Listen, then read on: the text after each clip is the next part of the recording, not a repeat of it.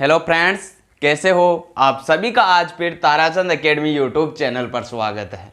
दोस्तों, हम बात कर रहे हैं फिजिक्स, जिसका चैप्टर विद्युत क्षेत्र इलेक्ट्रिक फील्ड, जिसमें हमने दोस्तों चैप्टर लेक्चर नंबर 1 और 2 में आवेशों के मूलभूत गुण, आवेश और इसके अलावा कूलाम का नियम, कूलाम के नियम का सदिश रूप, इस पर डिस्कस कर लिया है। दोस्तों आज हम डिस्कस करेंगे आवेशों का संतुलन। आवेशों का संतुलन किस प्रकार होता है और इस पर आधारित न्यूमेरिकल भी डिस्कस करेंगे। दोस्तों आप वीडियो को देखने से पहले वीडियो को जरूर लाइक कर दीजिए और चैनल पर नए हो तो चैनल को जरूर सब्सक्राइब कर दीजिए। दोस्तों हम बात करते हैं आवेशों का संतुलन। दोस्तों आपके यहाँ से क्वेश्चन थ्योरेटिकल टाइप नहीं आएगा, ओनली आपका न्यूमेरिकल टाइप क्वेश्चन आएगा। देखिए दोस्तों, आवेश का संतुलन, इसकी परिभाषा क्या है। जब किसी निकाय की यदि आवेशों पर परिणामी बल शून्य होता है तो वह निकाय संतुलन की स्थिति में होता है। यदि किसी निकाय पर परिणामी बल या आवेश पर परिणामी बल शून्य होता है तो वह निकाय संतुलन की स्थिति में होता है। और यदि निकाय के समस्त आवेशों पर परिणामी बल शून्य हो जाए तो वह आवेशों की संतुलन की स्थिति कहलाती है। देखिए लिख रहा हूं मैं आपको एक बार। जब किसी आवेश पर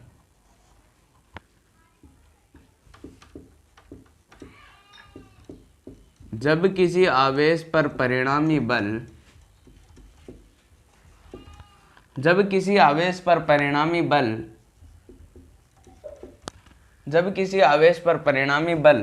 शून्य हो जाए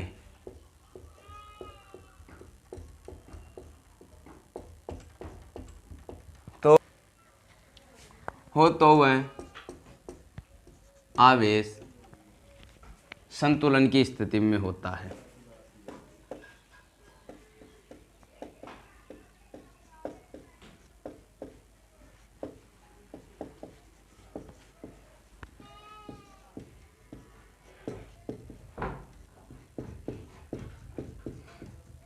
जब किसी आवेश पर परिणामी बल शून्य हो तो वो आवेश संतुलन की स्थिति में होता है। और यदि आवेश संतुलन की स्थिति में होता है तो वह निकाय भी क्या होगा, संतुलन की स्थिति में हो जाएगा। अर्थात जब किसी आवेश पर परिणाम बल शून्य हो जाए तो वह आवेश संतुलन की स्थिति में होता है। और यदि निकाय या आवेश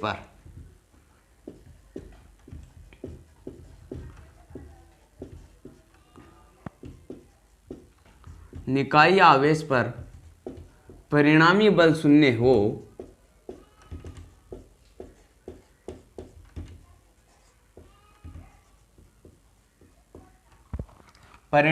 शून्य हो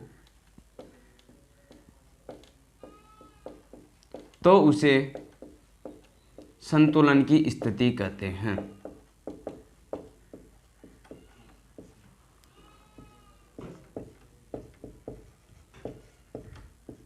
यानी यदि आवेश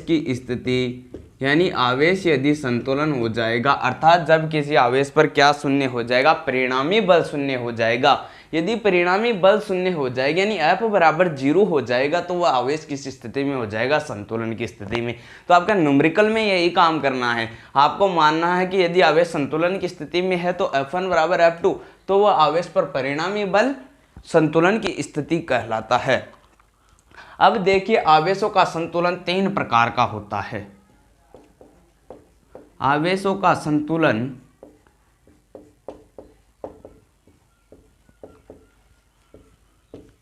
3 प्रकार का होता है।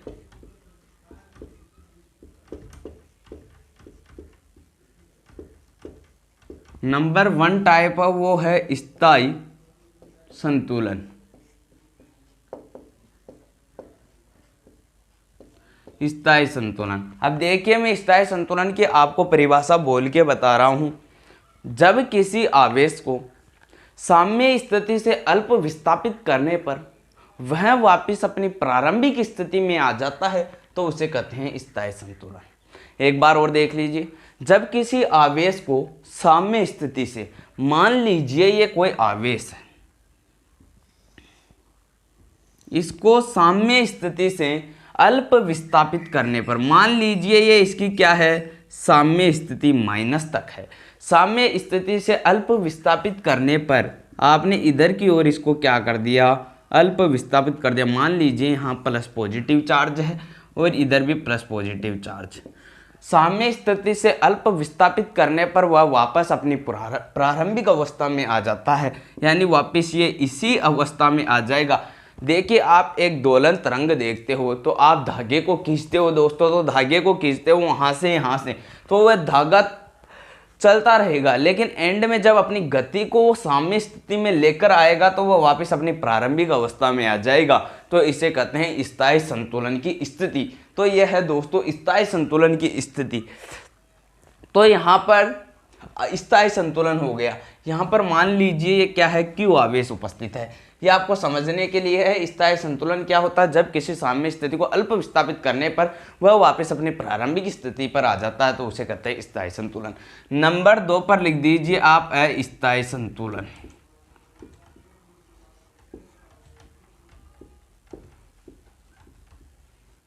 वो है जब किसी आवेश को साम्य स्थिति, मान लीजिए ये कोई आवेश है, इसको साम्य स्थिति यानी यहाँ पर प्लस है और आप मान लीजिए दोनों डायरेक्शन में से इसको किधर भी भेज सकते हो।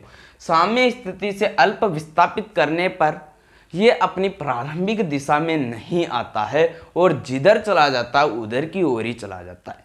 देखिए आपको कैसे रखना है, जब किसी साम्य स्थिति को अल्प विस्थापित करने पर वह वापस अपनी प्रारंभिक अवस्था में नहीं आता है तो उसे कहते हैं अस्थायी संतुलन। ये इधर का इधर चला जाएगा और ये इधर चला जाएगा, तो दोस्तों इसे कहते हैं अस्थायी संतुलन।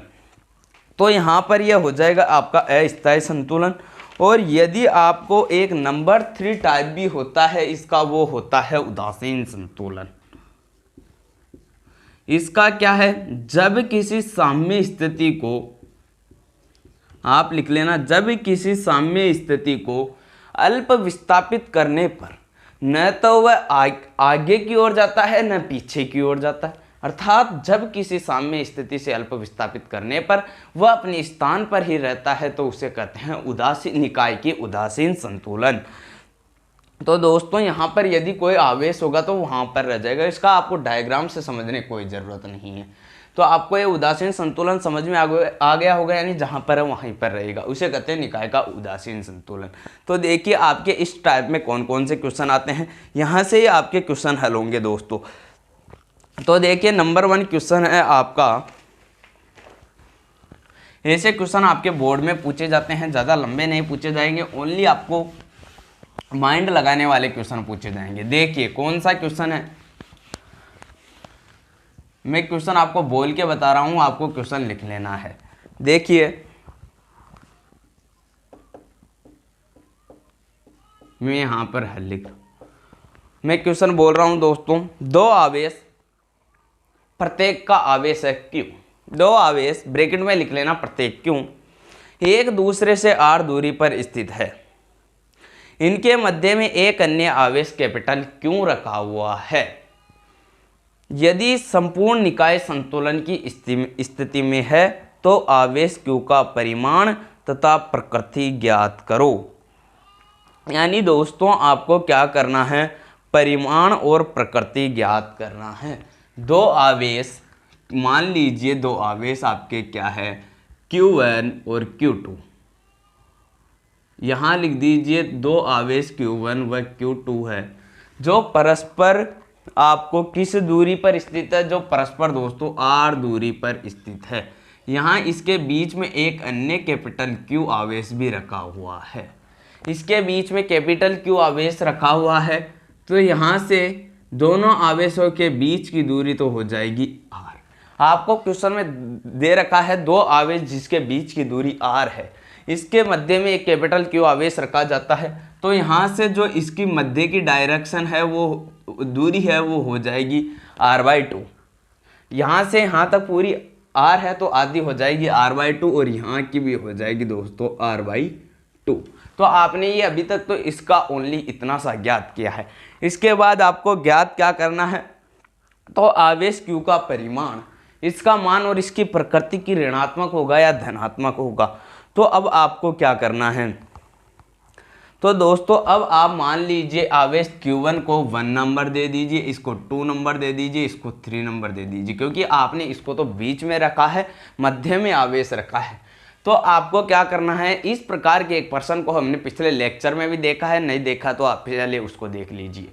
यदि आपने बीच में कैपिटल Q आवेश रखा हुआ है, तो कैपिटल Q आवेश रखा हुआ है दोस्तों, तो आपको यहाँ पर किसी भी एक किनारे पर आवेश ज्ञात कर लेना है। तो आप दोनों में से, इन दोनों में से यानी Q1 और Q2 में से किसी भी एक किनारे पर आवेश ज्ञात कर लेना है। तो आप बल ज्ञात कर लेना है, तो F1 यानी कूलाम के नियम से क्या होता है कि Q1 Q2 upon R square, Q1 यह है, Q2 यह है, दोनों का आवेश क्या है, समान है। तो यहाँ पर Q और Q ही आ जाएगा, KQ into Q upon R square. तो F1 बराबर हो जाएगा दोस्तों KQ square upon R square, यह हो जाएगा F1 बराबर। इसके अलावा यदि मैं F2 की बात करूं, यानी इसकी बात करूं, F3 के मध्य की बात करूं, तो इसका हो जाएगा दोस्तों F3 की, यानी आपको इन दोनों में से एक किनारे का यदि इसका ज्ञात करोगे तो भी KQ square upon R square ही आएगा, लेकिन अब की बार आपको इन दोनों में से एक किनारे का ज्ञात करना है, ये आपको याद रखना है हमेशा। इस प्रकार के प्रश्न में आप नोट लगा के लिख लीजिए, इस प्रकार के प्रश्न को हल करते समय किसी भी एक किनारे का क्या करते हैं, हल ज्ञात करते हैं। इसके अलावा F3 हो जाएगा K, इन दोनों के मध्य कोई सा भी एक आवेश ले लीजिए, ये ले लीजिए या यह ले लीजिए, तो हो जाएगा KQ अपॉन R, दूरी इन दोनों के मध्य दूरी कितनी है, R/2 है, उसका क्या हो जाएगा, स्क्वायर हो जाएगा। तो इसके अलावा आपका F3 क्या हो जाएगा, F3 बराबर हो जाएगा K capital Q small q upon R square, और 2 का ऊपर चला जाएगा और हो जाएगा 4, यानी R स्क्वायर डिवाइड बाई, देखिए 2 का स्क्वायर 4 होता है, 4 ऊपर चला जाएगा, तो 4KQ अपॉन R स्क्वायर। तो आपको क्या करना है, आवेश के निकाय की संतुलन स्थिति ज्ञात करना है। तो आवेश का निकाय की संतुलन स्थिति कब होगा, जब परिणामी बल क्या हो जाएगा, शून्य। परिणामी बल क्या होता है, परिणामी बल होता है दोस्तों P square plus Q square plus 2PQ कोष्टक, वो होता है जब हम एक किनारे पर ज्ञात करते हैं। तो यहाँ पर आपको दो बल दे रखा है, F1 और F3, तो यहाँ से आपके पास हो जाएगा F1 प्लस F3 बराबर 0। किससे हुआ, आवेश के निकाय की संतुलन स्थिति से। यहाँ लिख देना है आपको आवेश निकाय की संतुलन स्थिति।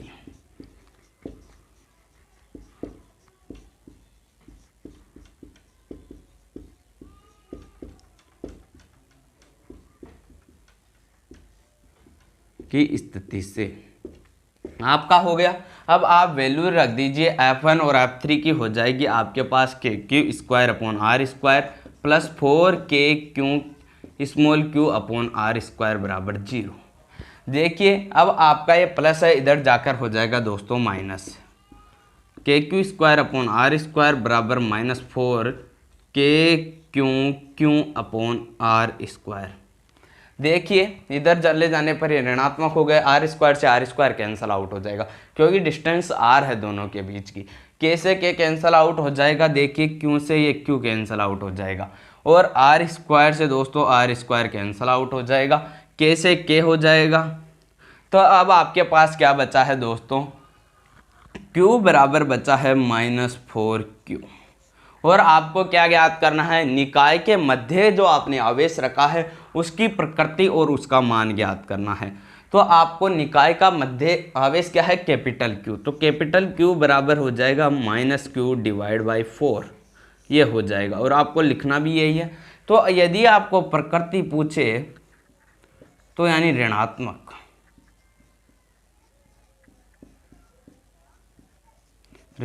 हो जाएगी प्रकृति, आवेशों के निकाय के संतुलन की स्थिति से हो जाएगी दोस्तों, यह आपको हमेशा के लिए याद करना है। अब यदि आवेश प्रकृति ऋणात्मक होती है तो निकाय संतुलन की स्थिति कौन सी होगी। यदि आपको निकाय के संतुलन की स्थिति पूछ ले तो आप लिखोगे, देखिए स्थायी संतुलन किसे कहते हैं, जब वो वापस अपनी स्थिति में ही आ जाता है तो उसे कहते हैं साम्य स्थिति। तो साम्य स्थिति कहते हैं तो अपनी स्थान पर वापस आ जाएगा तो वो हो जाएगा पॉजिटिव। और यदि अस्थायी संतुलन उदासीन में तो 0 हो जाएगा स्थितिज ऊर्जा।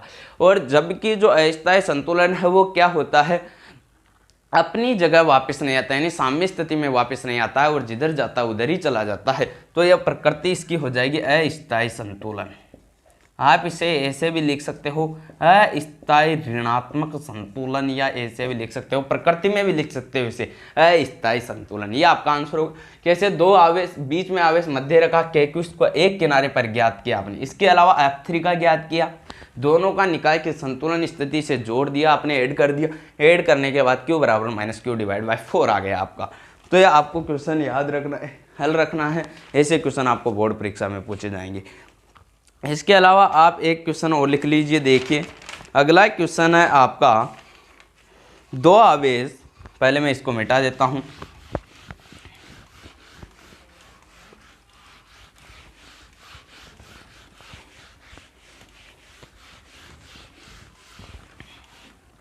अगला क्वेश्चन है, दो आवेश, आप लिख लीजिए, मैं बोल रहा हूं, दो आवेश नो इलेक्ट्रॉन तथा इलेक्ट्रॉन, यानी नो ई और ई लिख लेना, एक दूसरे से 10 सेमी पर रखे हुए हैं। यानी दो आवेश है जिनके मध्य की दूरी कितनी है, 10 सेमी है। इनके मध्य तीसरे आवेश, यानी तीसरा आवेश कैपिटल Q रखा हुआ है, तो उसका परिणामी बल क्या हो जाता है, 0 हो जाता है।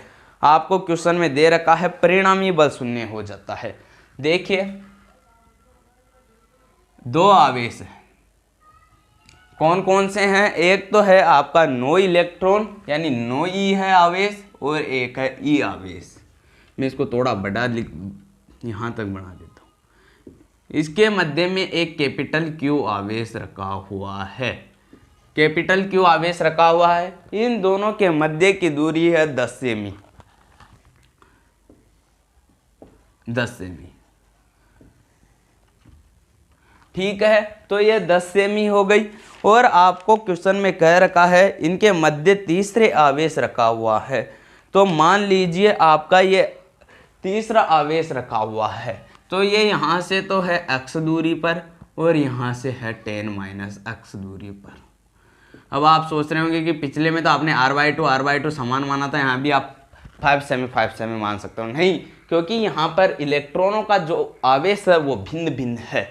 तो इलेक्ट्रॉन जो आवेश है भिन्न भिन्न है। और इसके अलावा आपको क्वेश्चन में क्या ज्ञात करना है, क्वेश्चन में आपको परिणामी बल ज्ञात करना है। तो यहाँ से आपको x 10 - x मान लिया है आपने, तो इसके मध्य 10 - x मान लिया है।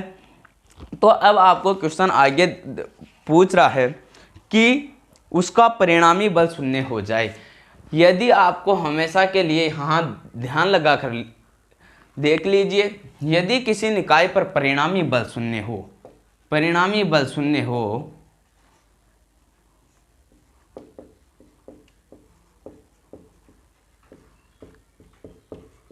तो बल आपस में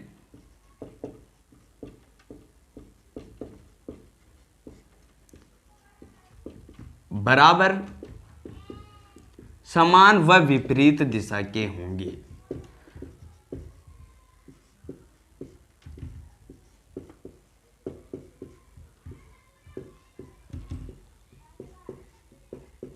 ये आपको याद रखना है। यानी यदि परिणामी बल 0 के लिए क्वेश्चन में बोल रखा है तब आपको लिखना है, ऐसे नहीं लिखना। यदि परिणामी बल 0 होता है तो बल आपस में तो बराबर, यानी कितने भी बल हो F1 बराबर F2 F3 बराबर F4 होंगे। और किस डायरेक्शन यदि पूछ ले तो डायरेक्शन होगी विपरीत। विपरीत डायरेक्शन क्या होंगे, तो आप यहाँ से इसके आवेश ज्ञात कर लीजिए। तो यहाँ से मान लीजिए आपने पहले आप F1 बल ज्ञात कर दीजिए। तो F1 बल यदि ज्ञात करते हो तो आप मान लीजिए इसे फर्स्ट नाम देते हो, इसको नाम देते हो सेकंड, और इसको नाम देते हो थर्ड नंबर का आवेश, यानी तृतीय नंबर का आवेश, उसके द्वितीय नंबर का आवेश। तो यहाँ से F1 बराबर क्या हो जाएगा आपका दोस्तों, आपके पास F1 बराबर हो जाएगा दोनों के मध्य की दूरी, यानी Q कितना है, पहला आवेश नो इलेक्ट्रॉन, दूसरा आवेश इलेक्ट्रॉन, अपॉन दोनों के मध्य की दूरी है r², यानी 10 का स्क्वायर। दोनों के मध्य की दूरी हो जाएगी दोस्तों आपके पास 10²। तो इसके बाद दोस्तों हमने ज्ञात कर लिया है आवेशों के मध्य की दूरी। तो यहाँ से अब आपको क्या करना है, बल ज्ञात करना है। वो बल आप कैसे ज्ञात करोगे, लेकिन जो दोस्तों यहाँ पर जो परिणामी बल आपका जो शून्य होगा वो यहाँ पर दोस्तों हो जाएगा, इनके मध्य कैपिटल क्यू आवेश का ज्ञात करना है। तो यहाँ पर हो जाएगा, यानी इसका और इसका आपको क्या करना है, ज्ञात करना है, यानी कैपिटल क्यू आवेश से आपको दोस्तों ज्ञात करना है। तो अब आप कैपिटल क्यू आवेश से कैसे ज्ञात करोगे, मान लीजिए यहाँ से आपने F1 बल तक ज्ञात कर लिया, इसका F1 बल बराबर हो जाएगा K9 इलेक्ट्रॉन डॉट क्यू आवेश तक अपॉन इसके मध्य की दूरी क्या इतनी है, r² यानी x²। इसके अलावा जो F2 है वो हो जाएगा यहाँ से वहाँ तक की दूरी, इन दोनों के बीच का, यानी Q कितना है, यहाँ से इलेक्ट्रॉन है और इसके अलावा दूसरा आवेश कैपिटल Q है, और डिस्टेंस कितनी है 10 - x का होल स्क्वायर है। तो यह आपको डिस्टेंस लिख देनी है और आपको क्या करना है, परिणामी बल शून्य रखा जाए, यानी आपको तीसरे आवेश Q को कहाँ रखा जाए, तीसरे आवेश कैपिटल Q को कहाँ रखा जाए, यानी कैपिटल Q को रखा जाए, यानी उसकी आपको क्या ज्ञात करनी है, डिस्टेंस ज्ञात करनी है। इसलिए हमने 5 सेमी यहाँ पर, इसका कारण यही है कि 5 सेमी हमने नहीं लिया है, क्योंकि ज्ञात तो आपको डिस्टेंस करनी है तो आपको एक अक्ष और एक 10 - x माननी पड़ेगी। यदि आप इसको 5 सेमी लेते हो तो आपका तो पहले आपने तो मान लिया है नहीं, x और 10 - x। तो आपने इसका रीजन भी यही है कि नो इलेक्ट्रॉन और इलेक्ट्रॉन से क्यों नहीं लेते हो। यदि यहाँ से लेते हो तो आपकी डायरेक्शन ज्ञात नहीं होती है, और यदि आपकी डायरेक्शन ज्ञात होगी वो आवेश कैपिटल Q से होगी, कैपिटल Q से आवेश ज्ञात होगी, यानी यहाँ से इसकी क्या ज्ञात करनी है आपको, डिस्टेंस ज्ञात करनी पड़ेगी। तो इन दोनों के मध्य का मान ज्ञात करना पड़ेगा, यानी Q से 9 इलेक्ट्रॉन और Q से इलेक्ट्रॉन तक। तो आपने ये ज्ञात कर दिया। अब आपको क्वेश्चन में दे रखा है यदि परिणामी बल शून्य हो, अब आपको लिखना है यदि परिणामी बल शून्य है तो F1 बराबर क्या हो जाएगा, F2। मैंने ऊपर लिख दिया है, तो F1 बराबर F2 लिख दीजिए आप यहाँ पर।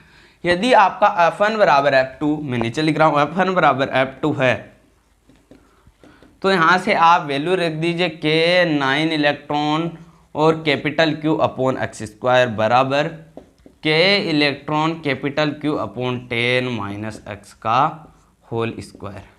देखिए आपका K से K गया, कैपिटल Q से कैपिटल Q गया। इसके अलावा दोस्तों आपका इलेक्ट्रॉन से इलेक्ट्रॉन भी चला जाता है, यानी आवेश से एक आवेश चला, और यहाँ से 9 बच जाता है। तो आपके पास क्या हो जाएगा, 9 divide by x² divide by 1 upon 10 - x का होल स्क्वायर। यह आपके पास क्या आता है, समीकरण आता है। अब आपको इसमें से क्या निकालना है, डिस्टेंस निकालना है। अब दोस्तों आपके पास यदि इसको खोलते हो और फिर 9 से आपको क्या करना पड़ेगा, गुणा। इसके लिए आप यहाँ से क्या करोगे, इसका वर्गमूल ले लीजिए दोस्तों। तो यदि आप इसका वर्गमूल लेते हो तो यहाँ से आपके पास इन दोनों का वर्गमूल लेते हो तो इसका वर्गमूल 9 का हो जाएगा 3/x, x² का x और 1 का 1 हो जाएगा, और 10 - x का होल स्क्वायर है तो हो जाएगा 10 - x। ये हो गया। अब आप ऊपर गुणा कर दीजिए, वज्र गुणा कर दीजिए, 10 को 3 से गुणा कर दीजिए, 30 हो गया, -3 को x से गुणा कर दीजिए, -3x बराबर ये हो जाएगा उधर गुणा होकर x। तो देखिए हो जाएगा, इधर आप इधर भेजिए, 3x को इधर भेजिए आपने, तो 4x बराबर हो जाएगा आपका 30, 4x बराबर हो जाएगा 30। तो x बराबर क्या हो जाएगा, x बराबर हो जाएगा 30 डिवाइड बाई 4। तो 30 डिवाइड बाई 4, अब आप इसको कैंसिल आउट करते हो तो हो जाएगा 15/2, यानी 15/2। 4 से आप डायरेक्ट काट दीजिए, x बराबर 7.5 सेमी। सेमी क्यों लिखा आपने, क्योंकि आपका वैल्यू भी आपको सेमी में दे रखा। तो x बराबर 7.5 सेमी।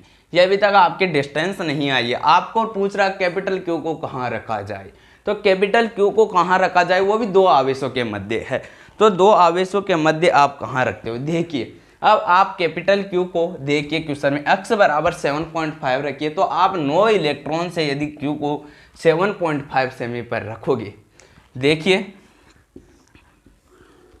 मैं लिख रहा हूँ 9 इलेक्ट्रॉन से कैपिटल Q को 7.5 सेमी तथा इलेक्ट्रॉन से 2.5 सेमी पर रखना पड़ेगा। ये आपकी डिस्टेंस नहीं आई, आपको पूछा गया कहाँ से रखिए। अब आप देखिए कैपिटल क्यू अक्स की वैल्यू यहाँ पर रखिए तो अक्स बराबर हो जाएगा 7.5। तो 9 इलेक्ट्रॉन से कैपिटल क्यू के मध्य हो जाएगी 7.5 से भी रखते हो, और इन दोनों के मध्य होता है 10 माइनस एक्स। एक्स कितना है 7.5, तो इन दोनों के मध्य आप रखोगे 2.5, तब आपका वैल्यू कैपिटल क्यू को आप सही जगह पर रख सकते हो। तो आपको क्या करना है, दोनों के मध्य परिणाम ज्ञात करना। आवेश आपके दूरी तभी आएगी जब आप कैपिटल क्यू पर ज्ञात करोगे, दोनों के मध्य नहीं करना है। अब यदि आपको F1 F2 बराबर रखना है, यहाँ से आपको हल वर्गमूल ले लेना है, वर्गमूल लेने के बाद आपको हल कर लेना है। ये आपके समझ में आ गया होगा। इसके अलावा बात करते हैं एक और लास्ट क्वेश्चन की। इस पर आधारित जो एक क्वेश्चन है वो वेरी वेरी मोस्ट है।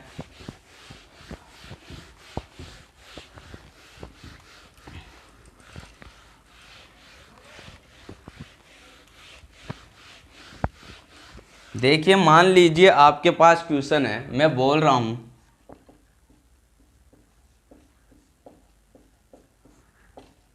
वेरी मोस्ट, इसके साथ आपको यहां पर इसको अलर्ट भी रहना पड़ेगा। क्वेश्चन बहुत दिमाग वाला है। देखिए 2 आवेश माइनस इलेक्ट्रॉन तथा प्लस 9 इलेक्ट्रॉन, यानी एक तो है ऋणात्मक दूसरा है धनात्मक। 2 आवेश माइनस इलेक्ट्रॉन तथा प्लस 9 इलेक्ट्रॉन एक दूसरे से 10 सेमी दूरी पर रखे हुए हैं। इन दोनों आवेशों को मिलाने वाली रेखा पर तीसरे आवेश कैपिटल क्यू को कहाँ रखा जाए, मध्य के लिए नहीं बोल रहा, कहाँ रखा जाए कि उस पर परिणामी बल शून्य हो जाए। यानी आपको इसी प्रकार का क्वेश्चन और हल करना है। कैपिटल आपके पास 2 आवेश है, एक तो है आपका कौन सा माइनस ई और दूसरा है प्लस ई। माइनस ई है और दूसरा है प्लस 9 इलेक्ट्रॉन। इसके मध्य की दूरी है आपकी 10 सेमी। दोनों मध्य की दूरी मान लीजिए आप 10 सेमी है, मध्य की दूरी 10 सेमी है। इसके अलावा कैपिटल क्यू को कहाँ रखा जाए। अब आपको क्वेश्चन में बोल रखा है, अब आप डायरेक्ट कैपिटल क्यू को बीच में रख दोगे, वो आपका गलत है। क्यों है, इसका रीजन है, यदि आपको 2 आवेश परस्पर विपरीत दिशा यानी आपको अलग अलग चिन्ह के दे रखा है आपको, तो आपको उसको आवेश के बाहर की ओर रखना पड़ेगा।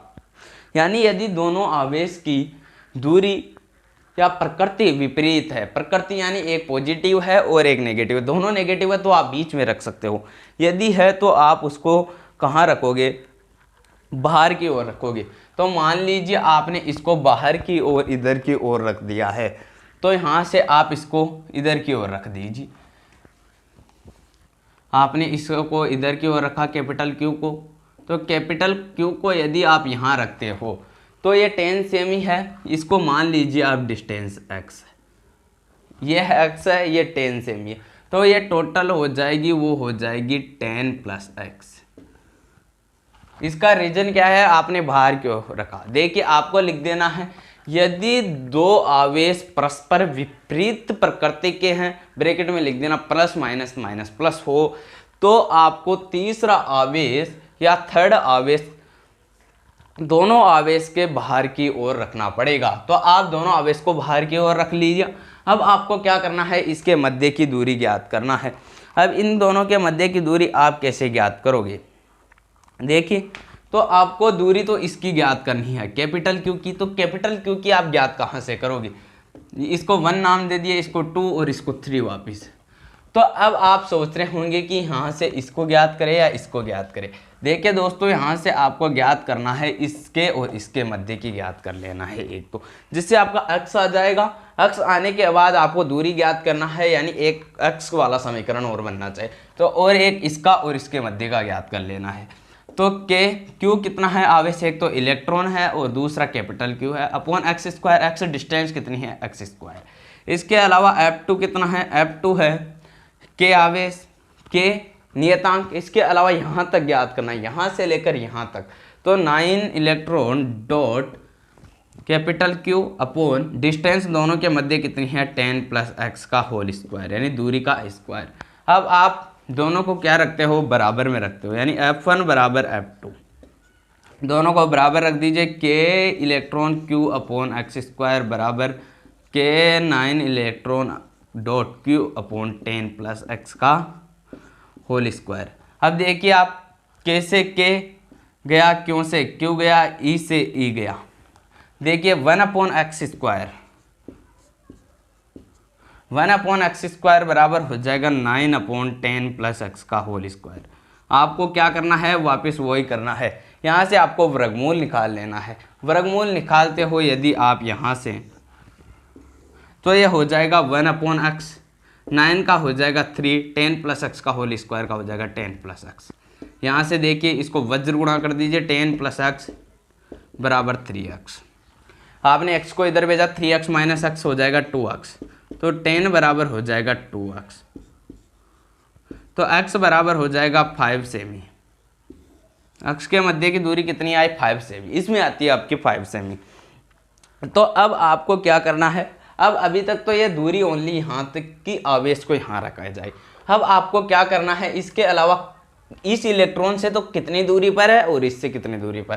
पिछले वाले को पर्सन यदि आपको अच्छे प्रकार से समझ में आ गया होगा तो आपको ये भी आ गया होगा, क्योंकि यदि इलेक्ट्रॉन से कैपिटल क्यू आवेश को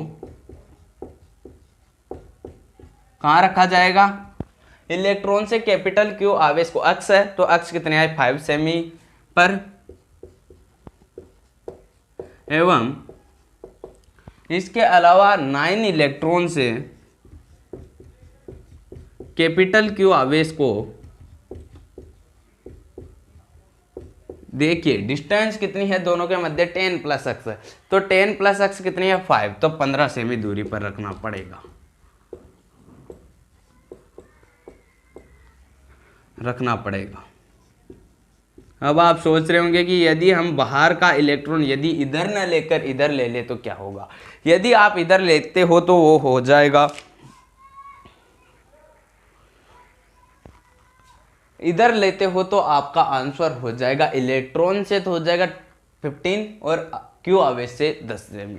लेकिन यहाँ पर भी एक रूल और लगता है, वो क्या है, यदि जिस इलेक्ट्रॉन के आवेश का परिमाण कम है उसके नजदीकी इलेक्ट्रॉन को अलग आवेश को लिखते हैं, जिसका परिमाण क्या हो, कम हो। अब देखिए आप यहाँ पर 9 इलेक्ट्रॉन आवेश है और उधर आए आवेश माइनस इलेक्ट्रॉन, परिमाण किसका कम है, ये तो -1 है और ये 9 इलेक्ट्रॉन, इसका तो इसकी अपेक्षा बहुत ज़्यादा है, ये तो -1 माइनस में चला गया, इसके बाद 0 फिर +9 इलेक्ट्रॉन तक है, तो परिमाण कम किसका होता है, माइनस इलेक्ट्रॉन। तो जिसका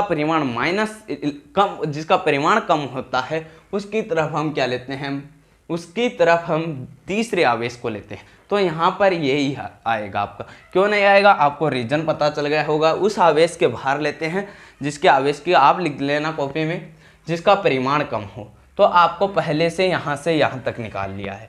F1 बराबर हो जाएगा, इसके बीच की निकालनी, यानी एक तो एक्स स्क्वायर का समीकरण बनना चाहिए, 10 प्लस एक्स का होल स्क्वायर बनना चाहिए। इसके अलावा आपने इससे ले लिया के E Q upon x square, और इसके अलावा इन दोनों के मध्य ले लिया। लेने के बाद आपने क्या किया वो देखिए, दोनों समीकरणों को बराबर रख दिया और x का डिस्टेंस यहाँ 5 और 10 प्लस एक्स 15 सेमी हो जाएगा, ये हो जाएगा। इसके अलावा यदि मैं बात करूँ अगले क्वेश्चन पर, दोस्तों अगला क्वेश्चन है आपका, देखिए दोस्तों, इस पर आधारित हम आगे डिस्कस करते हैं। आगे अपनी हेडिंग है आगे विद्युत क्षेत्र। क्वेश्चन आगे हम विद्युत क्षेत्र को कंप्लीट होने के बाद करेंगे, उस पर भी आधारित क्वेश्चन को हल करेंगे। क्वेश्चन आपको यहीं से आएगा, जो मैं करा रहा हूँ वहीं से क्वेश्चन आएगा। देखिए अगली हेडिंग है विद्युत क्षेत्र यानी इलेक्ट्रिक फील्ड। जो हमारा लेसन का नाम है, चैप्टर का नाम है, उसका ही नाम आ गया विद्युत क्षेत्र। तो आपको यदि चैप्टर की परिभाषा पता नहीं हो तो आप क्या कर सकते हो, यानी इलेक्ट्रिक फील्ड। इलेक्ट्रिक फील्ड विद्युत क्षेत्र की क्या परिभाषा है दोस्तों, देखिए इलेक्ट्रिक फील्ड की परिभाषा तो मैं लिख देता हूं क्योंकि ये वेरी मोस्ट है दोस्तों, कई बार बोर्ड परीक्षा में आई हुई है किसी आवेश के चारों ओर ऐसा क्षेत्र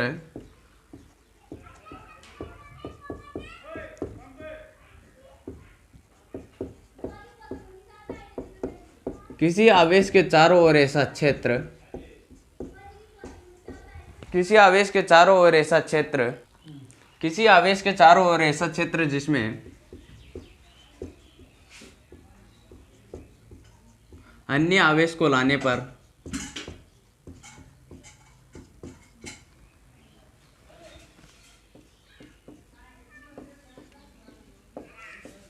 वह विद्युत बल अनुभव करता है। किसी आवेश के चारों ओर ऐसा क्षेत्र जिसमें अन्य आवेश को लाने पर वह विद्युत बल अनुभव करता है।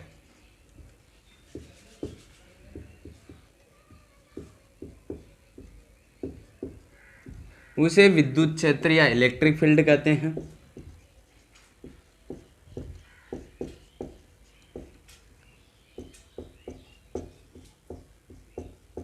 किसी आवेश के चारों ओर ऐसा क्षेत्र जिसमें अन्य आवेश को लाने पर वह विद्युत बल अनुभव करता है, उसे विद्युत क्षेत्र कहते हैं।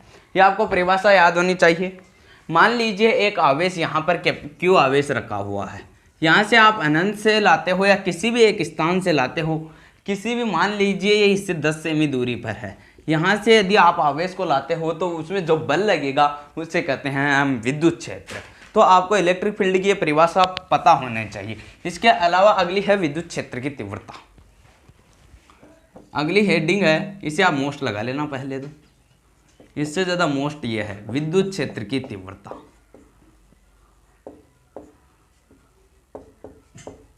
विद्युत क्षेत्र की तीव्रता।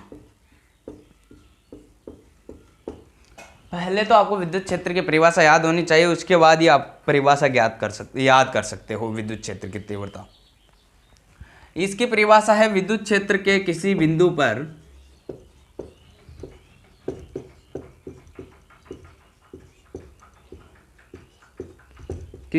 पर एकांक परीक्षण धनावेश विद्युत क्षेत्र के किसी बिंदु पर एकांक परीक्षण धनावेश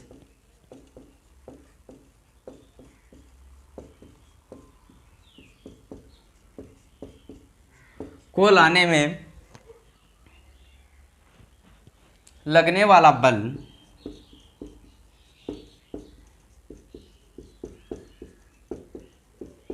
उस बिंदु पर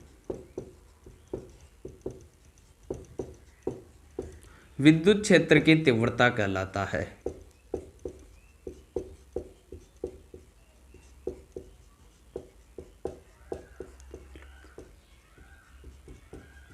कहलाती है। देखिए क्या है, विद्युत क्षेत्र के किसी बिंदु पर, किस पर आएगा, बिंदु पर आएगा ओनली। विद्युत क्षेत्र है उस पर किसी बिंदु पर एकांक परीक्षण धनावेश, यानी परीक्षण धनावेश का अर्थ यहाँ आवेश है वो धनावेश, यानी कैपिटल क्यू या स्मॉल क्यू कुछ भी मान सकते, लगने वाला बल उस पर, यानी किसी भी बिंदु पर जो आवेश के कारण जो बल लगेगा उसे कहते हैं विद्युत क्षेत्र की तीव्रता। देखिए विद्युत क्षेत्र की तीव्रता का फॉर्मूला क्या होता है। विद्युत क्षेत्र की तीव्रता को रिप्रेजेंट करते हैं ई से, तो ई बराबर होता है आपके पास एकांक परीक्षण धनावेश। एकांक का अर्थ आते आप समझ गए होंगे कि क्या है, आवेश है, उपस्थित आवेश क्यू है, पर लगने वाला बल इसके ऊपर लगेगा बल, यानी कैपिटल ई बराबर एफ अपॉन क्यू। तो ई बराबर एफ अपॉन क्यू। तो अब आप ये सोच रहे होंगे कि ये एरो क्यों लगाया है। ये एरो वेक्टर राशि का चिन्ह है। वेक्टर राशि यानी ये सदिश राशि है। विद्युत क्षेत्र की तीव्रता एक है सदिश राशि। यहाँ से आपको पता होगा कि आपके पास बल होता है, बल भी एक सदिश राशि है, तो आप बल के भी लगा सकते हो। आप इसको आवेश, आप हर जगह आवेश काम में लेते हो, क्यों। अब आप विद्युत क्षेत्र की तीव्रता में क्यू नोट काम में ले लीजिए, तो विद्युत क्षेत्र की तीव्रता ई बराबर एफ अपॉन क्यू। अब आप लिख दीजिए ई एक सदिश राशि है, या विद्युत क्षेत्र की तीव्रता एक सदिश राशि है। आपको राशि पूछ सकता है विद्युत क्षेत्र की तीव्रता अदिश राशि है या सदिश राशि है। अब यदि मैं इसके मात्रक की बात करूं तो दोस्तों इसका मात्रक क्या होता है। इसका मात्रक देखिए, एफ का यानी बल, बल का क्या होता है न्यूटन। न्यूटन को रिप्रेजेंट करते हैं कैपिटल एन से। क्यू को किससे करते हैं, कूलाम से, तो न्यूटन प्रति कूलाम। इसका मात्रक हो जाएगा। लेकिन कभी कभी आपको क्वेश्चन में न्यूटन पर कूलम नहीं देकर आप उसे वोल्ट पर मीटर भी लिखते हो, वोल्ट पर मीटर भी होता है इसका। ये तो आपको याद रखना है। एफ का हो जाएगा न्यूटन कूलम, आवेश का हो जाएगा कूलम, तो इसका मात्रक हो जाएगा न्यूटन पर कूलम और वोल्ट पर मीटर। तो ये आपको दोनों परिभाषा याद होनी चाहिए। इसके अलावा यदि बिंदु आवेश के कारण विद्युत क्षेत्र की तीव्रता,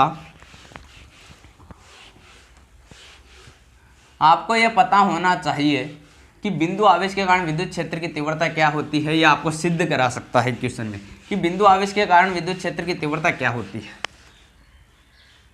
बिंदु आवेश, हेडिंग लगा लीजिए अगली, बिंदु आवेश के कारण विद्युत क्षेत्र की तीव्रता।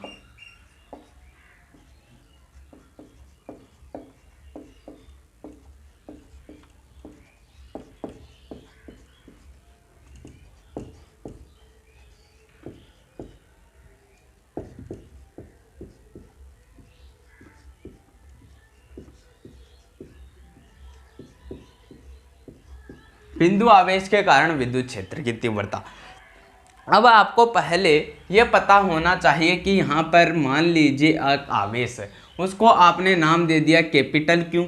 इससे P नामक बिंदु पर, P बिंदु पर आपको क्या करना है, विद्युत क्षेत्र की तीव्रता ज्ञात करना है। P बिंदु पर एक आवेश उपस्थित है, P बिंदु यहाँ लिख दीजिए, और यहाँ यह O बिंदु है।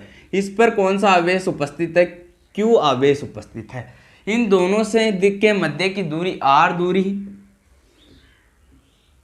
इन दोनों के मध्य की दूरी है आपके पास R, और जो इसके अलावा जो इसकी डायरेक्शन है वो इधर की ओर, बिंदु क्षेत्र की तीव्रता की दूरी की जो डायरेक्शन है उसे वो इधर की ओर लगती है। तो आप दूरी को जो दिशा प्रदर्शित करते हो उसको डिनोट करते हो आप R कैप से। ये बिंदु क्यों से, बिंदु O से बिंदु P है, बिंदु O से बिंदु P के मध्य की दूरी R है। तो अब आपको नीचे लिखना है, इसमें आपको थ्योरी भी लिखनी है और आपको सिद्ध भी करना है। तो अब आपको क्या लिखना है, माना बिंदु O पर, जो आपको चित्र पता होना चाहिए, थ्योरी अपने आप बना लोगे आप। देखिए, माना बिंदु O पर एक कैपिटल Q आवेश स्थित है, जिससे R दूरी पर स्थित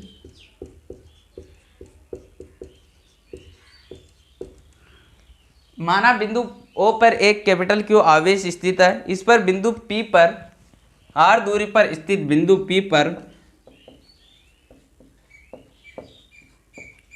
विद्युत क्षेत्र की तीव्रता ज्ञात करनी है।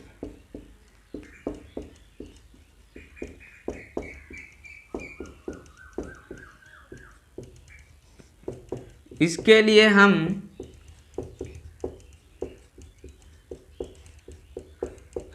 बिंदु P पर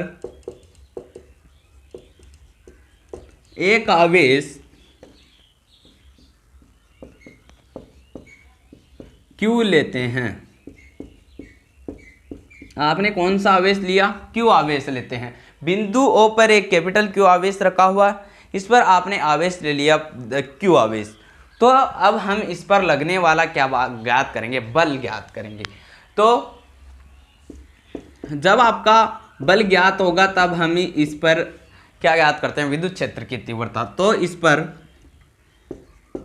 बल ज्ञात करते हैं। आपको थ्योरी लिखनी है, यदि आप थ्योरी नहीं लिखते हो तो आपको थ्योरी के मार्क्स कटेंगे यहाँ पर। लेकिन आपको विद्युत क्षेत्र की तीव्रता में आप आवेश कौन सा लेते हो, परीक्षण धनावेश के Q नोट लेते हो, वो आपको Q नोट आवेश लेना है।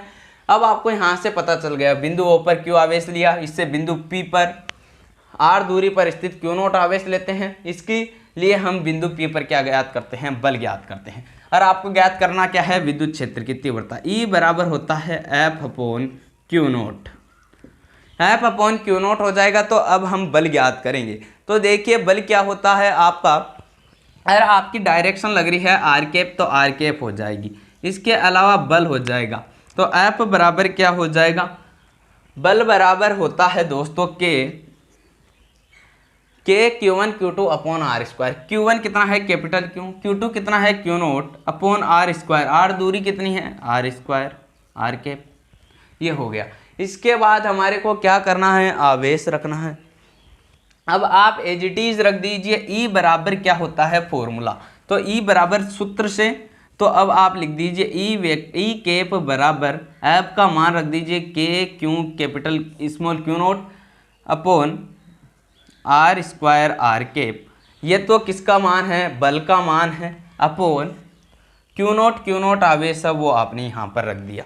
ठीक है। इसके बाद आपको क्या करना है, देखिए ई विद्युत क्षेत्र की तीव्रता है, उसमें से देखिए आपका क्या कैंसिल आउट, क्यू नोट और क्यू नोट क्या हो जाएगा आपस में कैंसिल आउट। इसके नीचे कुछ भी नहीं तो 1 मानते हैं, 1 ऊपर चला जाएगा और क्यू नोट यहाँ जाएगा, तो क्यू नोट और क्यू नोट क्या हो जाएगा आपस में कैंसिल आउट। तो आपके पास क्या बच गया, k q upon r square r cap, ये हो जाएगा। ये आपका मान होता है। यदि आप इसे परिमाण में ज्ञात करते हो, परिमाण में मान हो जाएगा आपके पास, ये तो किस में हुआ, सदिश में ज्ञात होता है, लेकिन यदि आप इसको इसमें लेते हो परिमाण में, तो के क्यू अपॉन आर स्क्वायर हो जाता है। यानी परिमाण में ज्ञात करते हो तो ये आपका आर के फट जाता है, और ये है आपका सदिश फॉर्म यानी वेक्टर फॉर्म है। तो देखिए ई बराबर आप अपॉन क्यू नोट, एफ बराबर हो जाता है k q naught upon r square r k. इसकी जगह आपने वैल्यू रखा k q upon r square r k, तो ई बराबर के क्यू अपॉन आर स्क्वायर हो जाएगा। तो दोस्तों हमने ये ज्ञात कर लिया है। इसके अलावा आज हमने क्या क्या पढ़ा एक बार दोबारा देख लीजिए। आवेशों का संतुलन पढ़ा, उस पर आधारित हमने क्या किया है दोस्तों, क्वेश्चन हल किए हैं 3-4 क्वेश्चन। इसके अलावा हमने आज विद्युत क्षेत्र की तीव्रता पर डिस्कस किया है।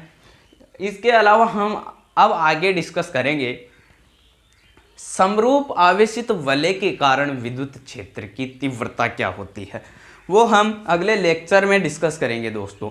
लेकिन आप वीडियो को लाइक नहीं किया है तो वीडियो को लाइक कर दीजिए, और चैनल पर नए हो दोस्तों तो चैनल को ज़रूर सब्सक्राइब कर दीजिए, क्योंकि हमारे यहाँ यूट्यूब चैनल ताराचंद एकेडमी पर आपको मैथमेटिक्स एंड फिजिक्स का कंप्लीट सिलेबस कराया जाएगा दोस्तों। तो आप वीडियो को लाइक कर दीजिए, चैनल पर नए हो तो सब्सक्राइब कर दीजिए दोस्तों। Thank you for my watching videos.